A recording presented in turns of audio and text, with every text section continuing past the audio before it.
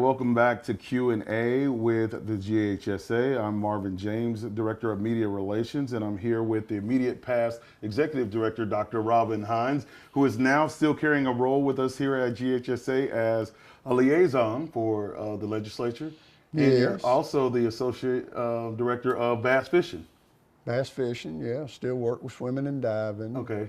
Still do eligibility. Okay. Bylaw interpretation. Okay. And consult with whoever down here, Dr. Scott, whatever he needs. And he's also proclaimed as the busiest retired man in the state. I need to be busy, Marv. So talk to me about how things have been since you left the seat of Executive Director. It's been good. There was never anything, I loved the job. And I'd still be doing it today, except for we had moved up to extreme northeast Georgia on Lake Hartwell to be near our children and grandchildren, which is, paramount, Right. And that sort of thing. And we actually moved up there, and for about 2 years I stayed here, and I got tired of not waking up with my wife and that sort of thing. And this job can be all encompassing down here. And all of a sudden you look up and hadn't been home in 2 months. And you go, man, I've got to do better than that. Kim and I have been married now for, I think 43 years, 42 years. You're right now. We're kind of used to each other, Right. and want to keep it that way. And but thankfully, I love the Georgia High School Association and love what it stands for. I love the opportunities it provides for Georgia's young people in fine arts and athletics, and just grateful to be a part of that and still be able to help any way that I can. Now, for 7 to 8 years, you were here as the Executive Director. Talk about some of the things that you were pleased with as far as putting into place and help preserving the legacy of GHSA. Well, the first thing I would say is you don't do anything singularly. It's a team effort, and after coming down here, we all get together. What people don't realize is how small of a group we are. Right. that covers such a wide swath of responsibility, across the state and everything. But I'm grateful, and I'm proud of where we've come from a financial standpoint. And what that means is I'm grateful for, I'll lose track of the years. I think this may be the 6th year that we've not charged dues, and over that time, we've probably given 7, 8, 9 years worth of dues and catastrophic payments that the school's responsibility. We've given back to the schools in form of member shares, and feel really good about that. We've been able to grow our investments, and we look good, but we don't have any business sitting on a big pile of money. Right. But it's nice to have money that you can do those things that you can. It was also a dream to have at least 1 year of full budget operating expenses, in a contingency.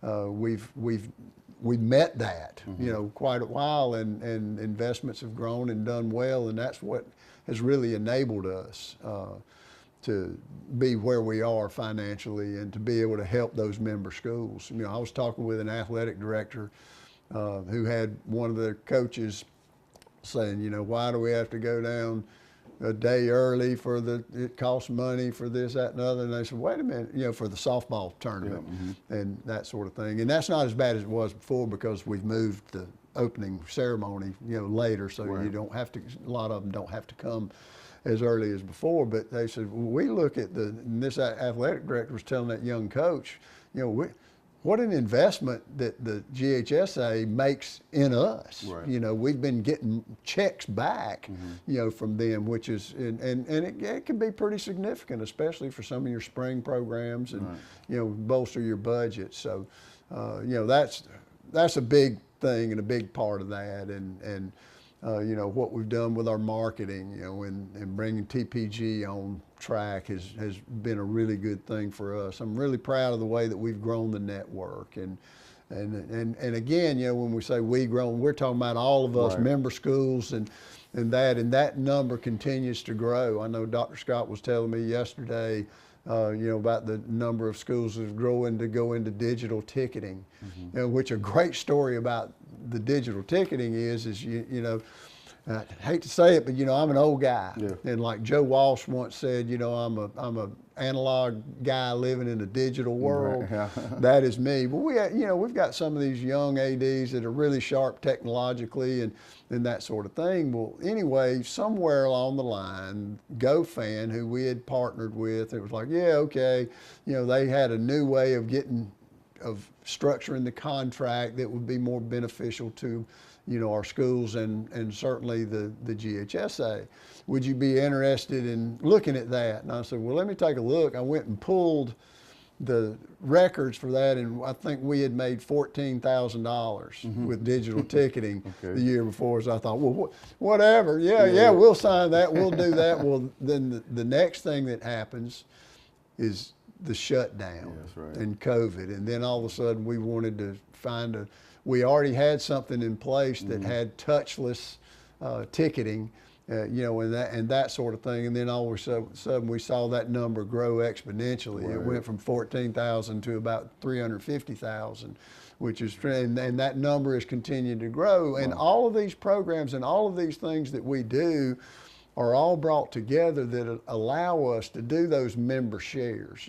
So when Dr. Scott and the staff decided that, we're at this place, we're going to waive dues, we're going to give 2 member shares back, people didn't realize that's about $1 million expenditure right there, and I see us being able to pull that off perpetually, unless something strange happens.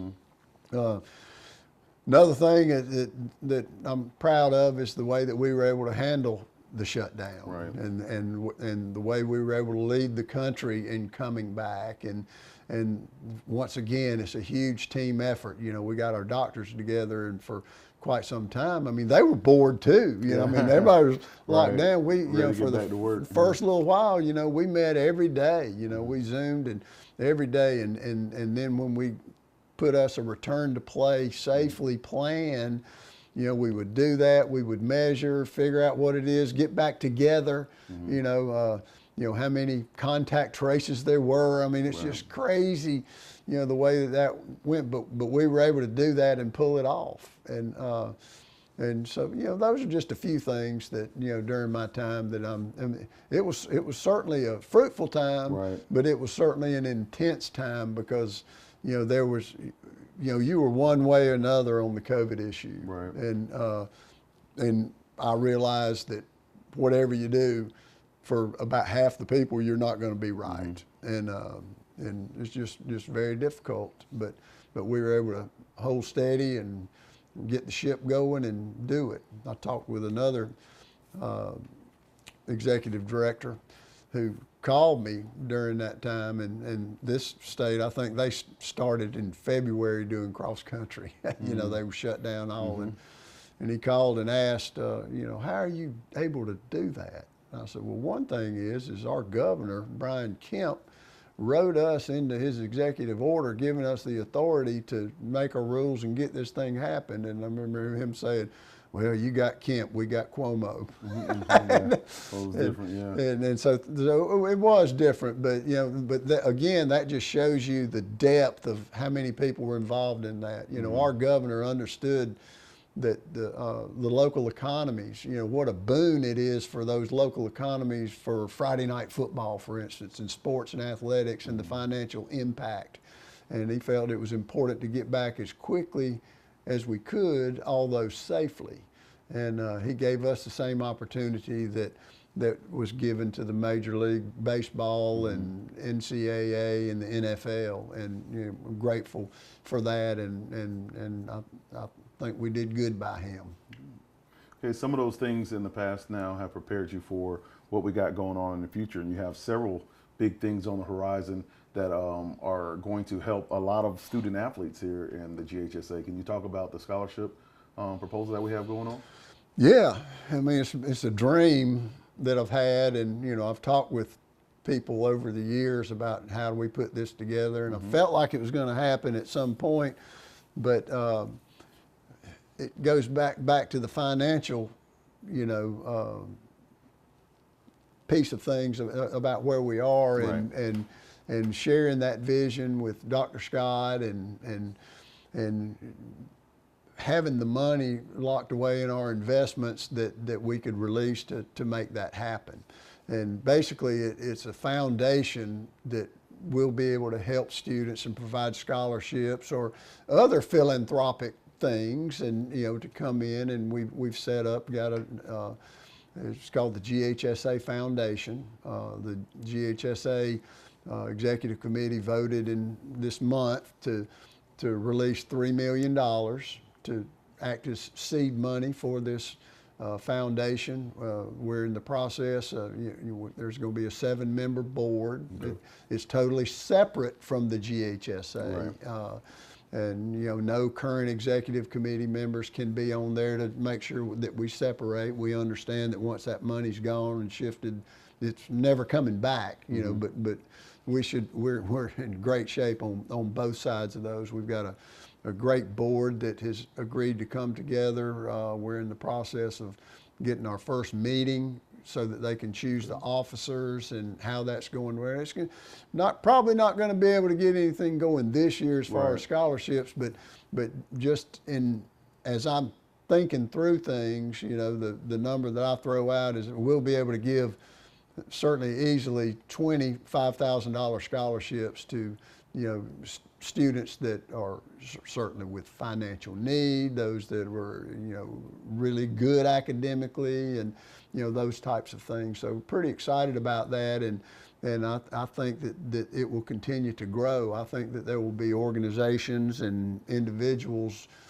that are philanthropic in nature that can come and sponsor scholarships, and I could see this thing really grow. And I think the money that we've got right now will ensure that we can carry this on year after year after year, and just a little bit of that money goes each year to those scholarships, but because we need to keep that seed money in there growing and working for us so that we can continue to do that. But I see that continue to grow and can go into perpetuity. Well, that's a great thing, man, for the student athletes here in Georgia. Talking about going to the Gold Dome coming up in January, is there anything in the legislature that you would like to preview or talk about that'll be of some interest to our member schools? Well, I think it's going to be a continuation, of where we were last year. I think they'll still on the school front. In the education committee and the youth and education committee, the focus, after the tragedy at Appalachia High School, school safety. And we were able to, as the GHSA and being there, to have a lot of conversations with, how to, and I'm really proud of that we have the relationship with our legislators that we've got now. Hadn't always been the case, and we put the sweat equity into that, and we help as much as we can with those issues that deal with GHSA and some that don't deal with GHSA, that just maybe education-wise in nature, such as being able to give some opinions about school safety, and maybe this is some pitfalls that we may see, and it's been really good. Having a presence there has made a big difference, and there's been a lot of friendships made, and there some of those some of our men and women elected representatives. I talk to somebody every single day, and have made a lot of friends up there. And the thing about it is, we can't be and should not be offended by somebody coming and asking questions about eligibility or why was this kid and all that. I welcome that, because that's what those elected officials should be doing. They're serving their constituents, and if somebody has a concern and all that, I don't mind at all of them reaching out, and it gives us a chance to, you're constantly educating about what the bylaws are, and what is the purpose of the bylaw? What are the rationale of this? Because you don't want to have rules set up to where folks can go and recruit and stack teams, and those type of things as well. well, and keeping education-based, scholastic activities at the forefront. That's what we're here about. It's not about wins and losses, although that is really important. I mean, you know, being a Warren Robbins demon guy, you know about the importance of, of wanting to win and all. But the thing about it is those life skills that we all learn through athletics and the fine arts just mean a whole lot. What a fertile field. You know, I just, you know, I still talk to my head coach. You know, Jim Hughes is 88 years old, and I still talk to him a couple times a month, and just reflect constantly on those lessons that he taught me, because I was with him for, you know, over 4 years. You know, I was with my Algebra 1 teacher for like, you know, they had like 2 or 3 of them in 1 year, and that sort of thing. So that impact that these coaches and these athletic directors and the school people can have on these kids as far as lifetime skills is just incredible. And that's what we really need to be protecting, and we need to keep that at the forefront. Okay, all right. Well, as we get ready to wrap things up, as Dr. Scott, I was about to call him Coach Scott, but Dr. Scott wraps up his first year and transitions into year 2. What are some of the advice that you were able to share with him, and how you were able to still mentor to him as he goes on into his second year? Well, you know, first thing is Tim Scott he's responsible for my involvement here now, because sometimes I want to cuss him a little bit, but you know, him being a friend of mine, you know, and lo and behold, he gets the job, you know, which was for me a pleasant surprise, because I know the guy. He is a good friend. As a matter of fact, my son Bobby and his son Kendall were roommates at the University of Georgia, and as he was preparing to take over and all that stuff, you know, he wanted me to go around and stay, and he's a smart, measured man, you know, and he told me, he said, look, I'm smart enough to know what I don't know. You know, if I can rely on you and pick up the phone and talk, and we do that a lot. We talk every day about just bouncing things off each other. You know, if this happens, what's likely to happen? And now I have gotten to the point to where if there's a certain piece of legislation, or excuse me, a piece of eligibility or something like that, I'm calling him up saying, you know, Tim, what do you think about this? Will you go and pull this, you know, hardship up, and tell me what your thoughts are? You know, I need a second opinion where that's concerned, and we just kind of go at things together, you know, whatever it may be, and but I think he's doing a great job, and he's a great guy to work for, and you know, he's just calm and measured, and in the way that he handles himself in intense situations, and it can get intense, as you know, or it's just really good. I'm really impressed with him, and I think the Board of Trustees and the Executive Committee did a good job with that hire.